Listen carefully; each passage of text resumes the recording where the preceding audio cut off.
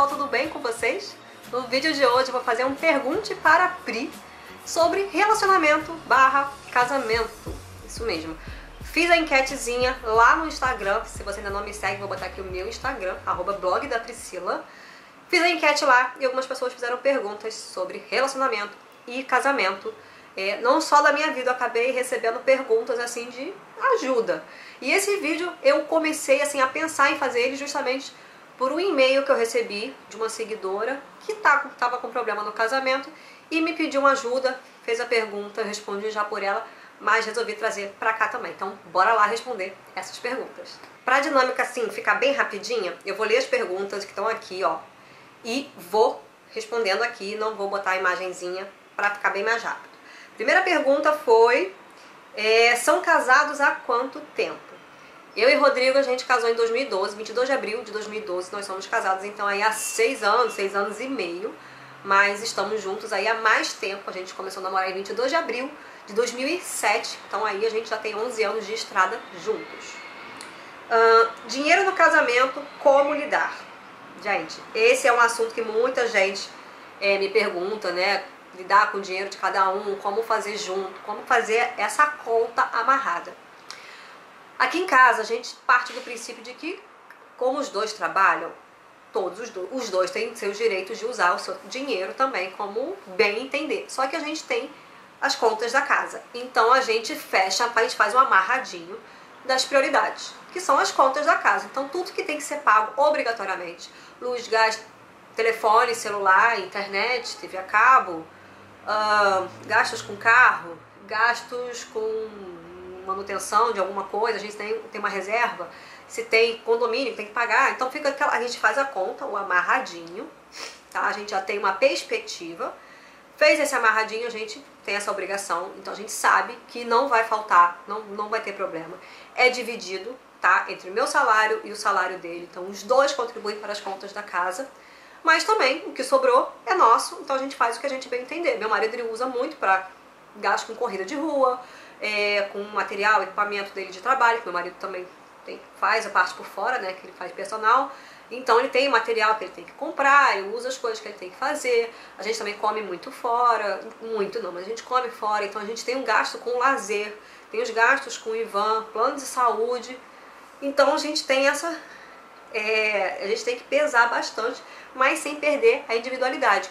Por exemplo, com o que sobra, a gente sabe exatamente o que vai para a poupança, tá? Cada um sabe, assim, eu tenho a minha poupança, o Rodrigo tem a dele, sabe? Então cada um tem a sua e cada um alimenta a sua conforme achou que naquele mês dá para alimentar.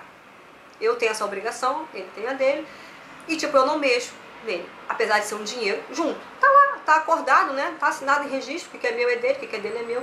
Não tem que ficar controlando. Gente, eu tenho pavor de gente que controla a vida, dinheiro e contando dinheiro dos outros. Assim, mas assim, gente que trabalha, tá, gente? Opinião minha. Eu acho que é muito diferente quando você trabalha com o seu marido e você tem que fazer essa prestação de contas juntos, porque vocês trabalham juntos. Ao mesmo tempo, quando tem gente que um não trabalha, né? Um fica em casa e só o outro que trabalha. E aí um salário tem que ser resolvido com os dois e também tem que ser dividido com os dois justamente, para não ficar mulher dependente de marido dependente de salário de mulher, que seja. Mas aqui em casa funciona assim e sempre foi acordado, gente. E a melhor maneira, gente, é a maneira como funciona na sua casa. Aqui a gente funciona respeitando as individualidades, porque eu tenho certeza que meu marido não gostaria que eu ficasse metendo o bedelho nos gastos dele, como se ele ficasse metendo o bedelho nos meus. Imagina se toda a comprinha que eu quisesse fazer para casa, eu tivesse que ficar dando satisfação para ele. Que olha, eu que trabalho, eu que aturo o chefe reclamando, eu que tenho que ficar trabalhando até mais tarde, e aí depois chega no final fala pra mim, olha só, você não pode comprar isso pra você não. Somos assim, aqui funciona assim, não quero dizer que tem que funcionar em toda a casa, mas a questão financeira, dinheiro no casamento, tem que ser acordado antes de casar. A gente sempre fez esse acordo, a gente sempre sentou para quem vai pagar o que vai, quando tá pesando muito a gente senta e conversa. Por exemplo, verão aqui a conta de luz ela vai para quase 600 reais. E aí a gente fala, peraí, quando um não dá para pagar, fala, olha só, preciso de ajuda. Tá? Esse mês a gente vai precisar mexer em alguma coisa. Mas tudo bem, sabe? É da casa, todo mundo tá usando. Não quer dizer que você vai ser proibido de fazer um gasto, mas assim, sobrou? O sobrou é seu. Você põe na sua poupança o que você acha que você tem que colocar e você gasta o que você acha que tem que gastar. Bom, é que nós somos dois responsáveis. Se eu tivesse casado com alguém que seja muito gastadeiro, muito irresponsável, que fica queimando dinheiro doidado, ia ficar difícil. Próxima pergunta. Como foi que você conheceu seu esposo? Acho que já tem vídeo aqui no canal sobre isso, se eu não me engano. Aqui, ó. A foto aqui atrás, ó. No Circo Voador. Dia 2 de dezembro de 2006. Num show do Monobloco. Conheci. Foi só ali que eu conheci. A gente não teve nada. Nem rosco. A gente só foi ter mesmo em abril. Meses depois. A gente foi conversando. A gente saiu algumas vezes. Foi pra praia, foi pra show, foi pra bar. Aquela coisa, se conhecendo, mas sem malícia. Eu talvez tivesse um pouco de malícia, mas não... nada. Mas a gente se conheceu aqui, ó, onde está essa foto. Depois a gente fez nosso ensaio de casamento lá. O que é mais desafiador numa relação a dois depois de alguns anos de casados? O que é mais desafiador é a acomodação. Você achar que a parada tá ganha. E aí você relaxa, você não cuida, você não paquera, você não investe, você não seduz. E você acha que o negócio tá ganho, porque tá acomodado, tô casado, então é isso. Eu faço questão, assim, eu fico muito sentida, o Rodrigo sai de casa sem me dar um beijo, não ter beijo de boa noite, ficar só no tchau, boa noite, vou dormir, já vou deitar, e mudou muito. A gente nunca ficou sem sair, sem dormir, sem dar um beijo de boa noite. Só que depois que o Ivan nasceu, mudou. Às vezes o cansaço, assim, estresse, a rotina, eu apagava na cama e não tinha beijo de boa noite, não tinha nem tchau, boa noite, vou dormir. É buff. Então não pode acomodar. Casamento, eu falo, gente, casamento é um exercício, é constante, tá? Não deixa esfriar, tá? O risco de se esfriar para esquentar de novo é bem difícil. Então mantenha a constância, assim, nem que seja só o morninho, não precisa ser fervendo, não precisa ser quente. Mantenha o morninho, mantenha o cuidadinho, uma mesa de café da manhã bonitinha, sair para jantar de vez em quando, uma florzinha, um beijinho, um carinho, uma massagem, algum mimo, lembrei de você, alguma coisa assim, ajuda muito a alimentar. Outra pergunta, como não cair na rotina? Esse é outro, gente, como não se acomodar então, né? É justamente alimentar as pequenas coisas que tornam grandes, tá? Então é carta, é bilhete, é flor, é um presente fora de hora, é um beijinho, um brinquedinho assim, para dar uma apimentada, alguma coisa que você lembre que você se importa com a relação. Não deixa esfriar. Nem que eu falo, nem que seja deixar o humor no constante, mas manter. Porque muita gente fala, ai, a paixão, aquela coisa fervente, enlouquecida, e de repente, sabe? E quando faz esse a pessoa já acha que acabou. E não, gente, mantém pelo menos o morninho ali nas pequenas coisas. É um bolo em formato de coração, é um pratinho mais elaborado, é um recado no espelho com batom, alguma coisa que lembre, que te torne até um pouco adolescente para mostrar o quanto você ainda está apaixonado. Quando vai sair o vídeo com a participação de seu marido? Já teve vídeo aqui no canal com ele, acho que uns 2. Ele tá me devendo um vídeo esse ano, não teve, ele tá me devendo, só que ele não tá muito afim de gravar. Ele mesmo já falou, já brincou, espera crescer mais um pouco o canal que eu faço, tal, que já tem vídeo dele aqui, vou botar até card. Mas já tem vídeo com ele respondendo perguntas e brincadeiras, ele sempre participou. Próxima pergunta, teve crise dos 7 anos. 2007, a gente começou a namorar, 2014 foi um ano difícil pra gente. Não no relacionamento, mas assim, abalada emocionalmente. Que 2013, gente, eu tive um gato desde o início do namoro, desde 2007, eu tive um gato. Antes de eu conhecer o Rodrigo, eu adotei esse gato em janeiro de 2007. Não comecei a namorar com o Rodrigo em abril. Então ele sempre pegou minha trajetória com esse gato toda. Eu sempre falava, era meu filho, e ele tratava o gato como filho dele. A gente veio morar junto, meu gato veio pra cá, a gente passou por poucas e boas, né? Meu gato fugiu, meio que por culpa do Rodrigo, ele ficou mal. Mas o gato apareceu, graças a Deus, ficou tudo bem. Só que em 2013 meu gato teve leucemia.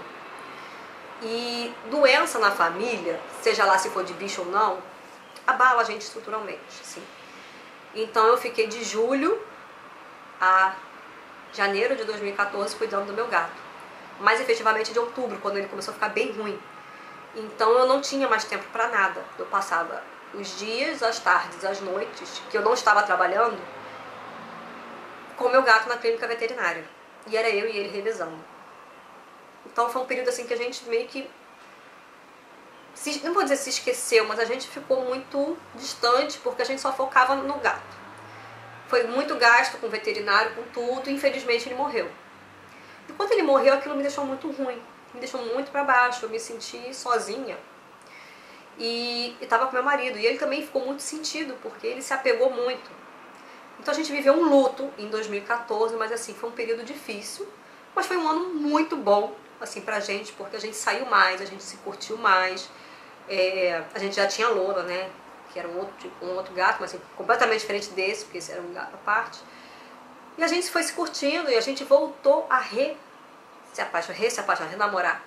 Porque a gente ficou um período assim, por causa da doença, depois da morte a gente ficou sentido e tal, mas a gente começou a realimentar a relação. Então eu não tive muito essa crise dos 7 anos, porque quando aconteceu os 7 anos, a gente estava vivendo um luto. Mas que foi muito bom para a relação, porque a gente conseguiu olhar para nós. E logo depois, assim, eu engravidei. Então foi muito bom. Não tive essa crise dos 7 anos do relacionamento. Vou fazer 7 anos de casada no ano que vem. Também não acredito que não vai ter, porque eu acho que o que tinha para ter de crise em relação, a gente já teve, já passamos pelo marco dos filhos. Inclusive a próxima pergunta fala disso, como ficou o casamento após ter filho. E mudou completamente. Tipo, a gente era só nós dois, a gente podia usar a casa inteira a hora que a gente queria para namorar. E de repente com o Ivan a gente tinha que obedecer certas regras, certos limites. Tinha uma criança dependente, Ivan sempre foi muito grudado, colado em mim 24 horas, então eu não tinha mais tempo para ficar com meu marido como eu ficaria antes. Eu não podia mais sentar para ver um filme com meu marido, não sei mais o que é isso. Acho que eu só fiz isso uma vez depois que o Ivan nasceu, sabe? Porque o Ivan é muito colado, muito grudado e sempre ficou com a mãe, agora que tá soltando. Mas assim, ainda exige um exercício, porque foram 3 anos com o Ivan dependente de mim e meu marido tendo que ficar meio que sozinho para ver vídeo, para ver filme, série, o que for, e eu não poder participar. Então vai ter que ter uma reeducação de que agora eu já consigo ver um filme com você, então agora você já pode me esperar para ver um filme, vinhozinho na noite, assim, essas coisas foram voltando aos poucos, não foi uma coisa muito fácil. E eu tive que fazer dieta restritiva de alimentos com leite, porque o Ivan não podia, né, mamando. E enquanto fui fazendo essa dieta, sair para comer com meu marido era uma coisa meio assim, porque tudo tinha que obedecer esse critério, obedecer determinados restaurantes. Então a gente meio que reduziu comer fora por causa dele, evitou sair muito fora por causa do Ivan. Mudou algumas coisas sim, mas eu não vejo assim para pior.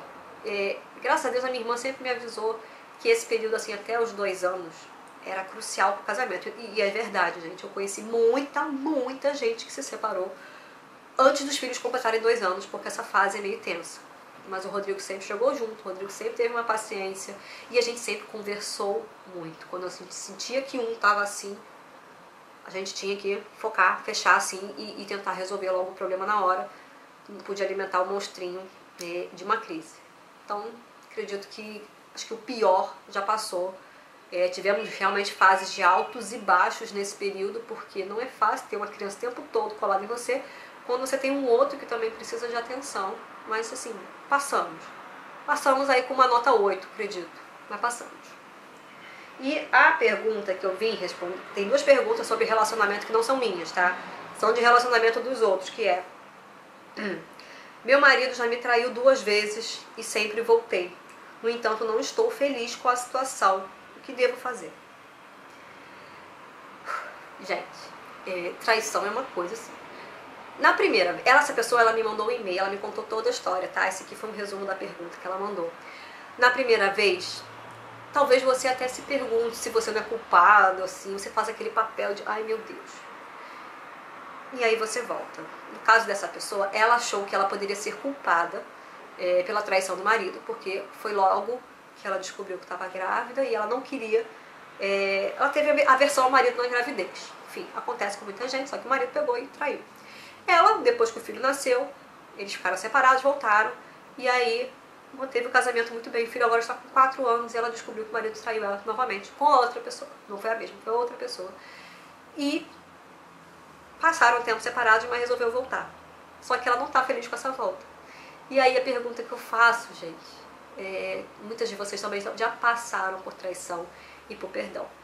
E a pergunta que eu faço é, perdoou? Perdoou mesmo?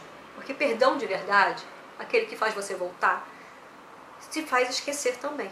Assim, você segue, a vida vai adiante. Minha mãe foi assim com meu pai, seguiu adiante durante muito tempo, até a hora que ela achou que não dava mais. Mas conheço gente que mantém um casamento de fachada sem perdoar, e esse casamento é infeliz. É um casamento que machuca os dois, porque nenhum dos dois segue adiante, e ainda fica alimentando alguma coisa que foi feita lá atrás. Então é isso que eu quero trazer. Perdoou de verdade? Porque assim, cada um sabe dos seus motivos, cada um sabe do que aconteceu no seu casamento. Eu não sou de ficar passando pano para traição mesmo, tá? Mas eu acredito que existem casos e casos. Ainda assim, não acho que sejam justificados, mas existem casos e casos. Se você resolveu perdoar e voltar para casa porque você teve essa consciência, segue adiante. Se não consegue, faz terapia em casal, procura ajuda da igreja, que seja, mas segue adiante. Se não está conseguindo seguir adiante, eu não acho que seja saudável para nenhuma das partes ficar junto. Nem que seja por causa de filho, porque filho não quer ver pai e mãe junto, brigando o tempo inteiro, vendo mãe e pai triste, sabe? Então acho que seria saudável para a relação e para a família cada um seguir por si só para não se machucar mais. Agora sim, se você tá porque pressão externa de família, de amigos ou da própria igreja, que acredita que você tem que manter um casamento pela moral, os bons costumes da família tradicional, reveja, porque vai te alimentar, e conheço pessoas que alimentaram o casamento de fachada que acabaram adoecendo de infelicidade. Uma infelicidade de tipo, manteve a fachada, cada um dormindo num quarto, e não adiantou de nada, porque no final das contas, as famílias, os outros, seguiram suas vidas conforme acharam que foram felizes, e você seguiu aquilo que eles achavam que era bom para eles. Então faça o que é bom e é feliz para si. Não vá pela cabeça dos outros. Segunda pergunta. Namoro há 9 anos e não temos perspectiva de casamento. Isso dá futuro? Gente, olha, conheço gente que namorou por muito mais tempo que isso e depois é que foi casar. Então eu acho que assim, vai da sua maturidade e do relacionamento. Vocês namoram há 9 anos, mas como tá esse namoro? Como é que tá esse relacionamento? Vocês namoram há 9 anos, mas começaram a namorar com quantos anos? Sabe? Conheço gente que começou a namorar com 15. 9 anos, são 24 anos, você ainda tá muito novo. Às vezes nem se formou, nem tá estruturalmente assim, financeiro bom pra casar. Então eu acredito assim, que depende muito da sua maturidade, do que você realmente acredita pra esse relacionamento. Sabe, você tá com 30 anos e namora, sei lá, desde os 23. Já tá com uma vida financeira estável, já tem carro, já viajou, já fez um monte de coisa. Aí você vai decidir, será que agora é hora de casar ou não? Isso vocês têm que conversar com vocês dois. Nunca foi tratado o casamento? Ou se foi tratado, sempre ficou uma coisa pra mais longe? Veja, se você tá me fazendo essa pergunta, talvez porque você já esteja com vontade de casar. Então leva isso pro seu parceiro. Não avalie que eu acho que não vai ter futuro porque namoramos há muito tempo e até hoje o casamento não rolou. Conheço um caso de quem começou a namorar muito cedo também, namorou com 22, 23, passou 8 anos até ser pedido em casamento. E passou mais 3 anos de noivado. Mas casou. Estão juntos até hoje, bastante tempo. E felizes. E resolveram não ter filhos ainda. E é isso, é maturidade de vocês. Eu acho que tempo de relacionamento antes de casar não existe. Existe assim a boa vontade e talvez o pensamento de vocês, assim, 9 anos. Eu quando eu tava com 2 anos de namoro, o Rodrigo me pediu em casamento. E a gente ia fazer 2 anos de namoro, ele me pediu em casamento. Só que a gente demorou mais 3 anos até casar. Mas porque assim, eu preferi fazer enxoval e comprando as coisas aos poucos. E a gente foi montando tudinho, eu era uma estagiária ainda. Eu casei no ano que eu me formei, então a gente foi assim, pouquinho, mas depende de tudo, sabe? Eu já tava com 26 anos quando eu casei. Mas assim, tem gente que fala, pô, 10 anos, 12 anos. Você namorar com quantos anos? Com 15. Sabe, às vezes é até melhor não casar rápido, ainda quando você tá muito novo, porque às vezes as coisas acontecem na intensidade, naquela coisa da juventude, e não se pensa muito bem, porque realmente são poucos aqueles realmente que estão propensos a casar jovens e são maduros o suficiente para se manter. Existem, né? A gente fala, não, que quem casa com 16, 18 anos não tem maturidade nenhuma. Conheço gente que deixa outros mais velhos no chinelo de maturidade. Então, requer o que vocês estão pensando. Então, se você já quer casar, já está pensando nisso, conversa com seu parceiro. Não fica guardando sozinha, não, porque a relação é feita a dois, tá? E é isso, gente. Esse foi o vídeo de hoje, respondendo as perguntas de vocês, seja do meu relacionamento, das coisas da minha vida, como as ajudas assim que sempre me chegam. Eu sempre estou respondendo pelas directs no Instagram, os e-mails que eu recebo, sempre estou respondendo. E esse caso que eu trouxe, o primeiro, da traição, eu achei importante trazer pra cá, porque não foi a primeira vez que me perguntaram isso. E ultimamente tá acontecendo muito, sabe? De pessoas que estão vindo até mim buscando assuntos sobre relacionamento. Então eu espero de alguma forma ter ajudado, ter colaborado com o pensamento, com a decisão de vocês, mas lembre-se sempre que a decisão quem deve tomar é você e seu parceiro, lembre-se, é dois, o relacionamento é feito a dois. Mais pra frente, se vocês quiserem, a gente pode levantar a bola de mais algum tema em específico que foi tratado aqui. Bota aqui nos comentários o que vocês acham que deve ser assim mais trabalhado num vídeo. É o tema sobre traição? É o tema sobre financeiro? É o tema sobre casamento pós-filhos? O que é? Põe aqui embaixo pra mim nos comentários, tá bom? Um beijo, até a próxima. Tchau, tchau.